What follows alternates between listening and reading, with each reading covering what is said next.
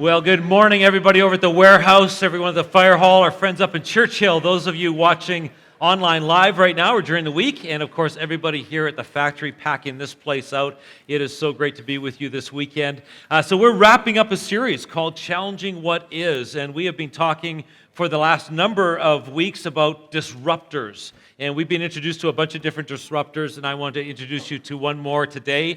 Ethan Brown. Have you guys ever heard of Ethan Brown before this weekend? No, okay. Well, Ethan Brown is definitely a disruptor. He's a current disruptor. This guy grew up on a dairy farm in Maryland, and when it was time for him to leave home, his dad asked him, what do you plan on doing with your life? And he said, I got no idea. And his dad said, well, what's the biggest problem in the world? And he stopped and thought about it for a second. And he said, well, climate change, of course. And so that led him into a career in clean energy. And one day, after he was deep into this career, he sat a scientist down, and he asked that scientist, what's the biggest problem in the world? And the scientist said, well, climate change, duh. And Ethan said, well, what are you doing to solve it? And he rambled on about biofuels and electric cars and carbon taxes, and Ethan just kind of blurted out of context. He said, cows. And the scientist said, what? Cows. Cows are the biggest problem to the world's climate change. And he had come armed with some new learnings that there are 1.5 billion cows in the world causing environmental challenges, that every 4 pounds, I didn't know this, every 4 pounds of beef that we consume has the equivalency of contributing to global warming, the same as flying from New York to London. Methane gas produced by cows is 25 times more heat trapping than carbon dioxide produced by cars. And so he had all these new learnings, and with that, he launched out into a brand new business that maybe some of you have heard of now, but it was just a small startup called Beyond Meat. And he was out to create this plant-based burger that looked like, felt like, and tasted like beef, but used 99% less water, 96% less land, and 89% less emissions. Talk about a guy that was challenging what is. I mean, this was the little David challenging a 99.7 billion pound, $1.8 trillion industry of a Goliath. And now 10 years later, he's got $12 billion worth of market share. And everybody that I read about was talking about this guy. They weren't necessarily talking about his processes or any of that stuff. What really came out is this guy is mission-driven. He is just absolutely on a mission to save the world, one cow or one plant at a time, and he's got this whole mission. And that sort of inspired me as I was listening to his story and reading his story, because I thought back to this 19th book of our reading challenge, the book of Matthew, that we've been going through, and I thought, oh my goodness, Jesus, who is the greatest disruptor in the whole world, is mission-driven. Talk about somebody who is mission-driven. And we came to the last chapter of Matthew 28, and the last couple of verses, and there Jesus is with crystal clarity, and he's about to hand his vision and his mission to his disciples. And so when Jesus looked out into the future of what the mission and the vision would be for his followers, this is what he saw. These are the last words Jesus spoke. Matthew 28, Jesus came and just told his disciples, I've been given all authority in heaven and on earth. Therefore, go and make disciples of all the nations, baptizing them in the name of the Father and the Son and the Holy Spirit. Teach these new disciples to obey all of the commands I have given you, and be sure of this, I am with you always, even to the end of the age. Yeah. Well, and so if we were to summarize what that would be in just 3 words, it would be go, do, and be. I love the clarity of Jesus' mission. It seemed as clear as Ethan Brown saying, I'm going to take on the meat industry with the opposite of meat. And I feel like Jesus is standing here on the Mount of Olives on this day, almost talking to the 2.2 billion Christians that exist today, saying, everything in you is going to try to convince you to stay rather than go, and to dawdle rather than do, and to pretend rather than authentically be. But I almost hear Jesus saying, here's my challenge to all of humanity. Here's my challenge to every Christian that is listening, and it's this. My followers will be those who advance my plan and my kingdom, and they will be the ones who go when it's easier to stay. And they will be the ones who do when it's so much easier just to dawdle their way through life. And they will be the ones who be authentic when it's so much easier to pretend. So as we gather to share the vision of this coming year, and we've just spent our time in Matthew 28, we cannot distance ourselves from these words that Jesus spoke. We cannot speak to what's coming ahead without just reflecting on the fact that Jesus has charged us with this vision to carry. And we want to be a church and a people that are known by people who go instead and when it's easier to stay, that we take the step to go. You know, this last week, if you were tracking along on our reading, on Wednesday, we were in Matthew chapter 25. And in Matthew 25, Jesus tells a few stories. They're parables that Jesus was speaking to his followers. And one of them that he spoke really caught my attention as we read through it. And he opened with this. He says, the kingdom of God is like this. It'll be like a man going on a journey, and he calls his servants, and he entrusts his wealth to them. And so Jesus painting a picture of what we are to be about as we await the return of his kingdom. What are we supposed to be doing? He says, this is what the kingdom of God should look like. And he tells a story about 3 of his servants, and he says this master entrusted his wealth to them. In fact, we're told he gives one of them 5 talents, one 3, and one 1 talent. A talent was actually a big sack of gold, weighed 75 pounds. It was a fortune. Any idea how much it's worth today? It says about $1 million, I think. 1.8 million. I There did you the math. go. 1.8 million for every one of these bags. Yeah, and so he entrusts his servants with this massive amount of money. And I imagine that felt overwhelming for them. And then he tells the story of what they did. So the first 2 take what has been entrusted to them, and they get to work right away. They go out, they start trading it, they start investing it, and using their time and energy and working hard to get a return on what was entrusted to them. But the third one took this fortune, and I think probably felt fearful, felt intimidated with it. And he did what was normal for the culture when you had something valuable. He dug a hole and he buried it so that it would be safe, that nobody could steal it, and it was what's familiar to him. And he said, you know what, this is my choice. I'm going to protect this because I'm afraid of the consequences if I lose it or if I risk it. So the first one turns 5 into 10. The second one turns 3 into 6. The last one turns 1 into 1. Exactly. And the point of the story is what? The point of the story is that when the master comes back, he says, listen, you've missed the point entirely. I entrusted this to you. You chose the safe route. You chose to walk through what would be predictable. I wanted you to invest it. I wanted you to use this to expand my kingdom. And really, it's a picture for us of what we have been granted. As the church, as people, we carry the very resources of heaven. The truth is, you have all been given a giant sack of gold that you carry around with you. You carry the fortune of heaven that you are meant to steward, that God has entrusted with you. You have been entrusted with skills and talents and abilities. You've been entrusted with wealth and resource. You've been entrusted with influence and opportunity in the world around you. And we have been entrusted with God's very grace and his forgiveness and his love. But Jesus doesn't want us to go and dig a hole and to bury those things or to hoard them for ourselves or consume them for ourselves. In fact, the point of this story is that these are the resources of heaven that God wants us to use to expand his kingdom around us. And in fact, one of the things that stands out for me is the fact that in this story Jesus told, the resources were never the servants to own. They were entrusted to them, but they were always owned by the master. And I think that's true for our lives. And it's exactly why, as a church, we invest so much of ourselves into the very neighborhood around us. So the point of the story is go invest, go invest, go invest. How does this practically work itself out at Riverwood? Well, I think we are more convinced than we ever have been as a church that when church is done right, it's not about attracting people to a show or to a band or to a preacher or even to a building.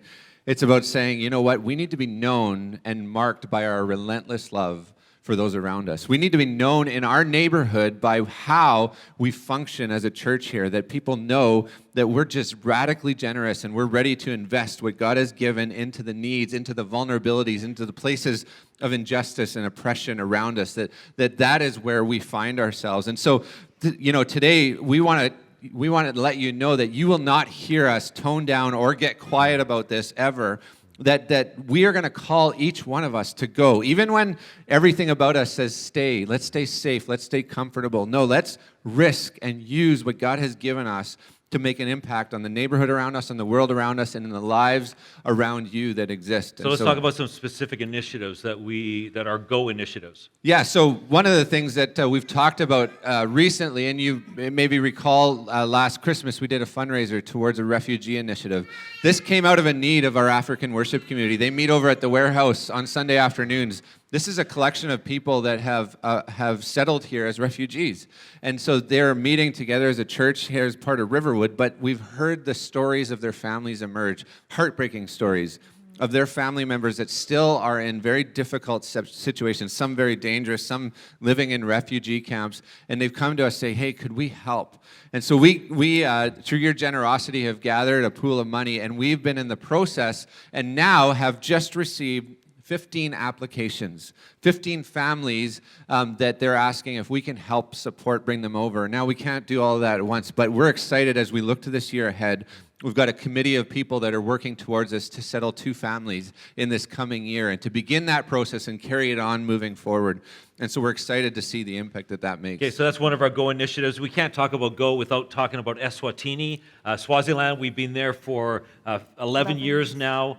220 Riverwooders have gone. We have 280 special friends that we sponsor every month. And this last August, we had cast a vision a couple of years ago about Hope Multiplied, about getting other churches to do what we're doing. We had the thrill of taking 2 other churches with us in August. They chose their care points and they're committed. So now it's going to multiply. So about 200 to 300 more kids are going to get sponsored. We have the resources to probably help 6 other churches do that. So that's going to be pulsating through us in this next year. And so in August, we had a team of 16 of us go, and we go every year, and this is the reason. If you have experienced the love of Christ, you know the great lengths that He went to for you and your salvation. And we want to express that same thing to these children, that we will go to great lengths to let them know that there are a group of people in Canada that love them and are supporting them, that care about their future, and we'll do everything we can to help. And so 16 of us went. We had an amazing time at our 2 care points, Zenelani and Bobogaz.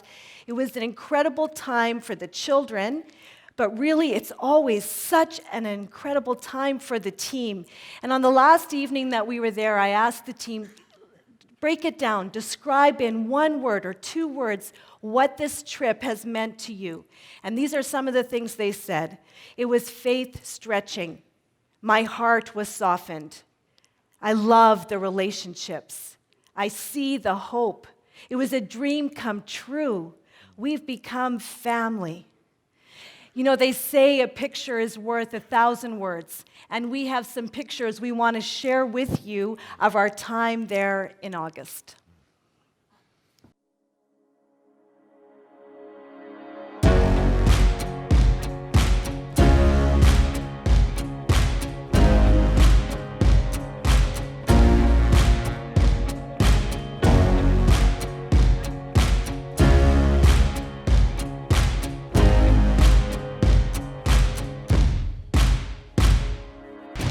Shine a light, don't shy away. You've got more than it takes.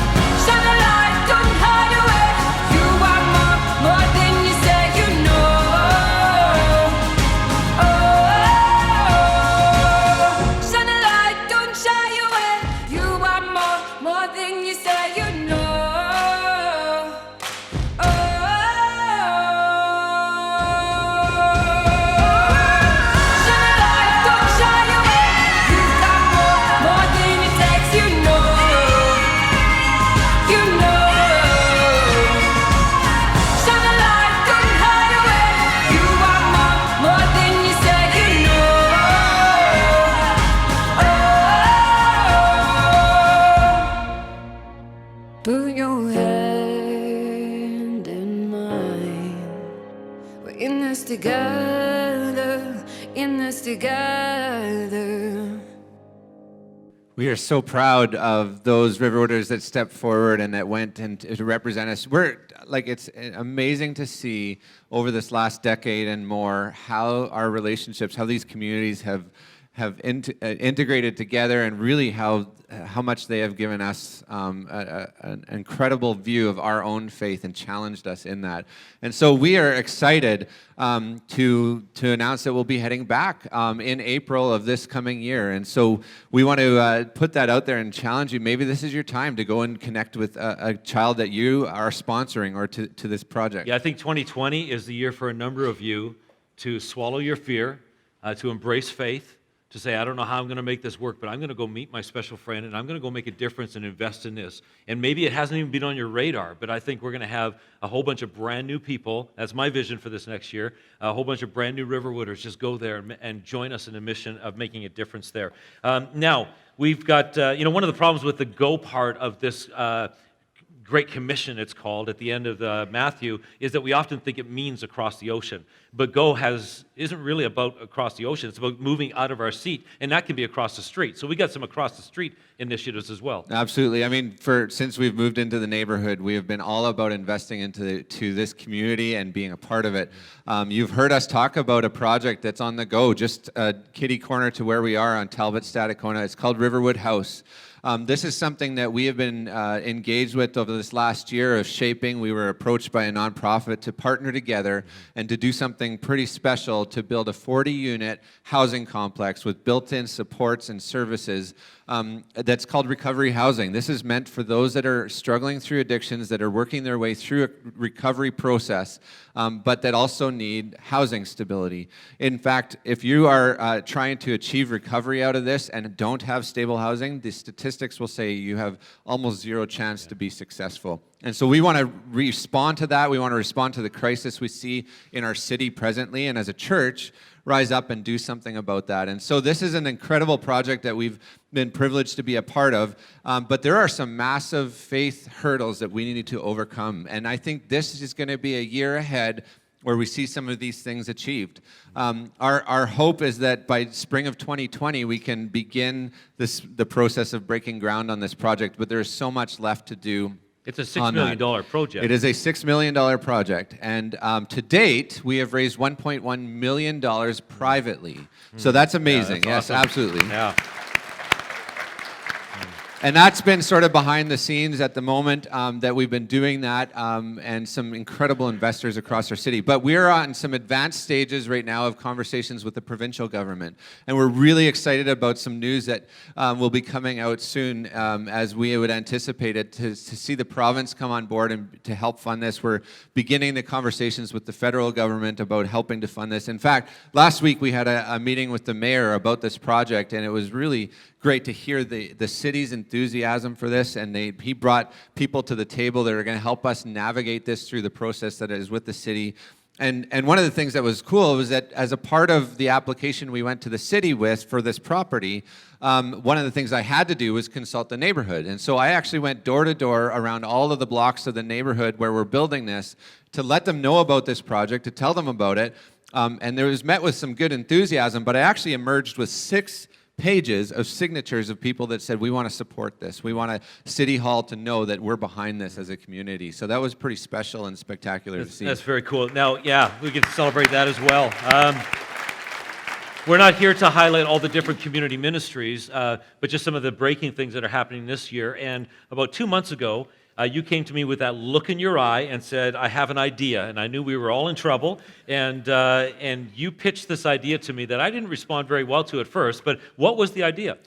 Well, to rewind back 1 year ago, you remember me running around in a turkey suit if you were around, and I apologize for those images that have stayed with you. The great turkey trot. The great turkey yes. trot. But we together raised $70,000 as a church to build a new kitchen at the garage, which was amazing, and we were excited about that because we needed it. The garage has been resourcing our community for 15 years, but the kitchen is a residential scale, so we needed to respond to that together. But you turned that 70 into 150,000. Correct. So over the next grants. 6 months, we went to the government, went to other foundations, and were able to raise 150, which we felt like we could accomplish that with. But we were met with some difficult news from the engineers that said, you know what, if you put this equipment in, you've got to do a whole new HVAC system. You got to bring a new gas line into the building and a new electrical line from the street. And that cost was somewhere in the $70,000 to $80,000 range, only because we were adding cooking equipment into the facility. And so that was a huge obstacle. But then there was a conversation I had, and my mind started to go, because the conversation had to do with just temporarily relocating to the fire hall. And I started to think about this and said, you know what? The fire hall is one of our most special places, spaces that we have. It's right accessible to the neighborhood, and it's got room for a kitchen. And additionally, it's got space for childcare, which is something that we're limited by. And so I came to you and said, hey, I have this idea. What if we wholesale moved our neighborhood operations over to the fire hall? It would eliminate the need to spend $75,000 or $80,000 just to put cooking equipment in. It would expand our opportunity to add childcare into the mix. And additionally, it's putting our very best foot forward to our neighborhood and the fire hall space. And we get to continue to have worship services there. It's not going to impact that. Correct. Right? The weekend services will not be impacted, and it just made a whole lot of sense. So we had the engineer in, he says, this makes a lot of sense. And so we have decided to move full force into that plan, and we're going to be building our kitchen no longer in the garage, but at the fire hall and investing into that space. We're going to give it the very best space, which is really cool. But that's a great idea and wonderful plans, but that leaves us with an empty building. So what are your thoughts about that? You always got to be the practical one, don't Well, you? yeah. My plan is to sell it so we can go on a cruise, I think, is something like that. Okay, you can say those things pastorally behind the scenes, but you can't say them out loud, Oh, okay? sorry. No, we're not going to go on a cruise with that money. In fact, we looked at that space and said, oh my goodness, this means it's just like we were gifted another building, is what it is. It's like we were gifted this other space that has got some great systems connected to it, and we began to think, what is one of the greatest needs in our community? What could we do? What's one of the greatest needs in our church? And instantly, this picture came into my mind of, oh my goodness, we could turn this into a dedicated youth space. And I thought, how cool would this be for our junior highs and our senior highs of our community and of our church? You could do like 80 students in there. This could be like their space. We could just give it to them and say, hey, make this into your space. We can do after-school programs. We can do homework clubs. We can do band practices, music programs. We can do a whole bunch of stuff. We can do weekend discipleship stuff happening out of this space. So I started getting, the youth pastor in me rose up, and I started getting very, very excited about the possibilities. And so we've decided that the garage is going to become our youth center, our dedicated youth center in this community. And we're pretty excited about that. Now, to make that happen, let me just sort of update you on some finances really quick. We have one capital campaign this year. Last year we had 5 campaigns. We said that's too many for a year. We're going to do one, and it's called For the Kids. That's all we're doing this year, For the Kids. Now, For the Kids is to finish the shed. $40,000 is to upgrade the factory, kids stuff here. $35,000 is to finish the shed, and we're just in our last inspection stage to get the shed finished over at the warehouse. The last $25,000 is for kid equipment over at the shed. And we had some other ideas of what, if we raised more than $100,000, what we could do. Here's where we're at today. So far, Riverwooders have pledged $86,900, which is amazing. $36,000 of that has already come in. That means another $50,000 between now and December 31st is going to still come in. But we said this, if we could raise anything above $100,000, we're going to earmark that for the community youth center. And so I'm really excited about this possibility. So if you have a heart for students, if you have a heart for our youth, if you want to invest in the students of this community, the other day I was outside of the warehouse when they were doing their first ever Uprising event for this year. I was blown away by the number of students that were walking from apartments and from different streets. They weren't getting dropped off by Riverwooders in cars. They were walking to Uprising. And I thought, we have got an opportunity. There's a mission field right here in this community. Yeah, we're connected to quite a few coalitions and agencies in the neighborhood, and it's the number one thing that is talked about is what's needed in our neighborhood is space for our students to have a safe space and a place to be invested into. So we're so excited to be able to do this. That's a huge move that we're going to make this next year. Now, let's move on to the do. Do when it's easier to dawdle. You know what? To be honest, in this passage that you just read, the word go is there, the word be is there, but the word do is not there. The do part of this really, the way Jesus says it, is make disciples, baptize them, teaching these new disciples to obey all the commands that I have given you. That's kind of a mouthful, so we said, hey, you know what, that's the do part of our church. The do part of our church is to make disciples, baptizing people, teaching them to be what God has called them to be. So what does that look like practically? Well, let me kind of tell you a little quick story. This last summer, Carolyn and I went on the Pinawa Lazy River tube ride. And I don't know if you've ever done it before. We went with some other friends. What a hoot. We had so much fun. The first couple of hours, we're just bobbing down the river through the white shell and the rocks and the trees and all this great stuff. We're having conversations. We're laughing. We're having a great time. About into hour 3, we began to notice that we were no longer going down the lazy river, but we were going back up the lazy river. Somehow we were going backwards. And it was because the wind was blowing against us and the river had become wider. And so we started flailing and paddling and doing everything we could to go downstream, but we kept going upstream. And so we knew that something had to happen. And what had to happen was one of us was going to need to jump in and put some legs to this and actually pull the tubes down the river. So you made Carolyn do it, right? So I tried to make Carolyn do it, but her legs are too short, so she couldn't reach the bottom of the river. So I got voted into this. So I ended up jumping in and putting some legs into it, and I thought, oh my goodness, what a picture of the church.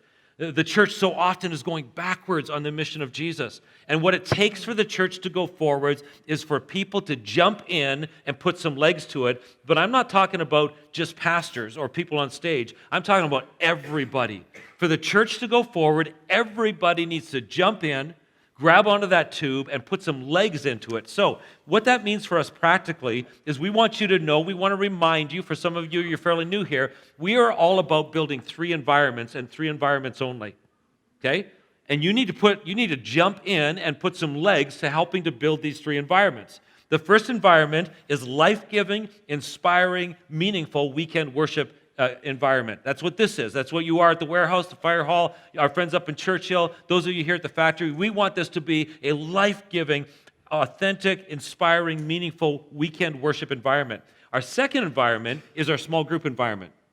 We know that you can hear some things here, you can learn some things here, but it really takes interaction and person-on-person contact to really grow. And then thirdly, challenging, gritty, energized, mission-focused, serving environments. If we are going to be the church that God's called us to be, we need to have incredible worship weekend environments, small group environments, and serving environments. So, what does this look like practically? Well, you know, for the worship environments, we want everybody to be insanely committed to their worship community, whether it's here at the factory or at the warehouse or at the fire hall. We want you to really make a commitment to your worship community, that every time you are in the city, you are there at that worship community, and you're taking ownership of it. You are the ones, not just the greeters that are at the door, but you are the ones greeting people as they come in. You are the ones giving to your worship community. You are the ones serving at your worship community and inviting. We all have people in our lives, co-workers, friends, family members that don't know the love of Jesus. They don't know what it means to have a personal Savior to help them through life, and we want everyone to have that opportunity. And so invite people to your worship community. I like how you said that, to be insanely committed, because that's countercultural. Because these days we know, when I was growing up, regular church attendance was 3 times a week. We would go 3 times a week, and that was regular. That made you a regular church attender. Now statistics tell us that 1 out of every 3 weeks, or once a month, and you're a regular church attender. And we're calling Riverwood to be different. We're saying, if you're in town, be committed to your worship community. Secondly, we have these small group communities, and you know what? What we've been learning is Jesus flipped the market upside down. He was a disruptor. And so let me flip the market upside down. So many Riverwooders come to me and say, I don't really need a small group. I'm good. I don't need a small group. Let me flip the market upside down and say, you know what? You're probably right. But that is such a consumer mentality. And we are inundated with consumer mentalities. I don't need it, so therefore I'm not going to be part of it. Listen, there is somebody that needs you in a small group. How are we going to make disciples, help people get baptized, and teach them to be obedient to God's ways if we're not making ourselves available to mentor them and to be in community with them? So you might not need a small group, but I'm saying somebody needs you in a small group in order to help them along in the journey. And then the third environment is a serving environment. You know, we just have, I believe, so much. It's how we've built our church right from the beginning together, is to believe that the best development of our faith happens when we get active, when we serve. And so we just want to call everybody to say, find your opportunity to serve and contribute, because God has given something within you that we need to see happen as a church if we want to feel that impact. And when you do, when you take the risk and you get involved in serving, then the best things happen, because our faith actually gets worked out in life. There is stuff that happens only when you're serving. Exactly. And we begin to rub shoulders with each other and hear each other's stories and be spurred on. We begin to be challenged in our own faith as we take these steps. We begin to learn compassion and empathy. We hear other stories and we understand what it means to put our faith on the line. And so that's why we call everybody to find their opportunity to serve. In fact, we want to say this. We have as many serving opportunities here as a church than we do people. In fact, we have more. Yeah. And so we need everybody to step into a serving environment, whether that's at a weekend service, whether it's helping with the meals ministry and helping those that are in need, or at the hospitals or wherever it might be, whether that's getting involved with junior and senior high at Uprising or at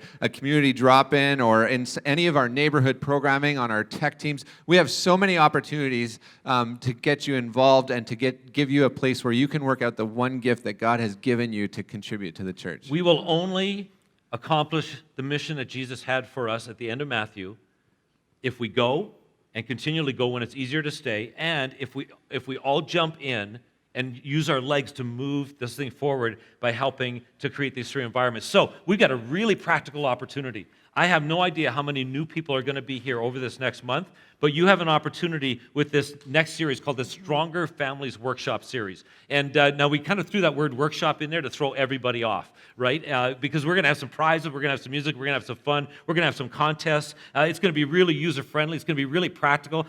Behind the scenes, you're all going to be reading Genesis, and we're going to be learning about things as we do our daily reading. But for people coming in here, it's all going to be about what does God say about building stronger families? So in that, we need everybody to help us to make the weekend worship experience and environment really dynamic and friendly. So if you see somebody you don't recognize, greet them. Just greet them. You are now all the greeters of our church. And we need people to help create those small group opportunities for people, and everybody to step up and serve, so that this is a team sport. We do not do this thing alone or just the professionals on stage. It's a team sport where everybody is involved. So God is calling us to go. God is calling us to do, but he's also calling us to be. Right. And in Matthew 28, in the New Living Translation, it says this, "And be sure of this, I am with you always, even to the end of the age." You know, this isn't go, it's not do, it's about your inner life. It's be who you are. And one thing that you need to know for sure in this life is that our God is with us. Those were Jesus' last words. I am with you always, even to the end of the age. But what if those last words were our first words our first thoughts when we wake up in the morning? What if tomorrow morning your first thought was God, the creator of the universe, the one who formed you, the wonderful counselor, the Prince of Peace, the mighty God, the everlasting Father is with you? How would that impact your day? You know, so many times we wake up and the first thought of the day is that difficult conversation from the night before. It's that worry about a doctor's report. It's, that to-do list for the day. And we've only been awake for 5 minutes, and all of a sudden, we're just entangled with fear and discouragement. But what if our first thoughts were Jesus' last words? Be sure of this, I am with you always. Those words may have been his last, but they weren't the first time that he spoke them. He spoke them all throughout his life here on earth. They're found all through Scripture. One of my favorites, especially the last few weeks with what we've been going through, is this: do not be afraid, for I am with you. Don't be discouraged, for I am your God. I will strengthen you and help you. I will hold you up with my victorious right hand. From Isaiah 41:10. But here's the thing. Jesus never forces his way into our lives. He waits to be asked. In the Gospel of John, he says, "Abide in me, and I will abide in you." In James, he says, "Draw close to me, and I will draw close to you." In Matthew 11, we just read it a couple weeks ago, he says, "Come to me, all of you who are weary and carry heavy burdens, and I will give you rest." We saw the heart of Jesus all over the Gospel of Matthew, and we hear his longing for a deep relationship with people in Matthew 23:37. Jesus said this to the city of Jerusalem, and it's words for us today. "How often have I wanted to gather your children together as a hen protects her chicks beneath her wings, but you wouldn't let me." Jesus waits for our permission to let him in. He waits for us to want to be found. But just before that verse in Matthew 23, we see Jesus criticizing those who were all about pretending to be something that they weren't. Because so often it's easier to pretend than it is to really be. He challenges the religious leaders of the day who were trying to impress the people with how they appeared on the outside. And over again in that chapter, he says, "What sorrow awaits you, what sorrow awaits you if you're all about pretending. For you are so careful to clean the outside of the cup and the dish, but inside you are filthy. You're full of greed and self-indulgence. You blind Pharisee, first wash the inside of the cup and the dish, and then the outside will become clean too." It's not about showing up to church here on Sunday morning and then the rest of the week forgetting about God or not allowing him to make a difference in your life. Is your spouse seeing the difference Jesus is making in your life? Are your children seeing Jesus in you by the way you respond to things, the way you react? It's so much easier sometimes to just pretend and not do the hard work of the inside of being. A life of authenticity and a life of integrity doesn't start in the do, in the go. It really begins in the be. And we are so passionate about all Riverwooders experiencing this on a daily basis, which is why we're on this 3-year journey to read a chapter a day, because we believe that the words for our life, the comfort, the hope, the peace are going to be found in this book. They're not going to be found anywhere else. So we want you to dig into it every single day. And so we have that chapter a day Bible reading plan. And if you haven't joined it, we would encourage you to join right today. We have the Riverwood app. And on that app, you're going to find what chapter we're on for that day. You'll find a little synopsis video of what that chapter is all about to understand it better. You're going to see a blog that Todd writes every day about what stands out to him in that chapter. And if you haven't done this already, we'd encourage you to click that button that says, "I'm all in." This coming year, September to next summer, let's be passionate about getting into the Word of God and really being and making that a priority. Yeah. So this is going to be on the final exam. Jesus has given each of us a mission. And his vision for us is that we would go when it's a lot easier to stay. And we've experienced that as a church. It can be way easier to stay than to actually make the effort to go to Eswatini, to help refugees in Africa or wherever in the world, to go across the street and to risk the things we're risking. To build a youth center is going to be a challenge in our community, but God calls us to go. God calls us as a church, every single one of us, to jump in and put some legs into it to build 3 environments: big worship gatherings, small group gatherings, and then individual serving opportunities. And God calls us most, though, to be. And I love that. I love how you put that we would be authentic, that we would be real, that we wouldn't just come together, every weekend worshiping, but we would each come here, that this time together would actually be a celebration of what happened during the week. Oh, I met with you, Jesus, and I asked you every single day, speak to me through your word. And we've been walking together, and now I get to gather with a few hundred other people, and we just get to worship and celebrate and kind of get ready for the next week. So this is where we're going as a church. This is the mission and the vision we have for this coming year. You know, the reality is that we've been through some difficulties lately, and we won't talk about that right now. But I'm simply going to just say this, because we've talked about this, the three of us. We will not let those difficulties slow us down. We are more determined than ever to lead our church in going, to lead our church in doing, make disciples, baptizing them, and teaching them, just without any fear. We're just going to continue to do that, and to calling people to authenticity and to be the people that we say we are. Let's live out what we say we are. And so that's what our year ahead is, and we're pretty darn excited about that, and we hope you're excited about that as well. So at all of our worship communities right now, we're going to release you to take a moment to respond in collective voice as we sing together.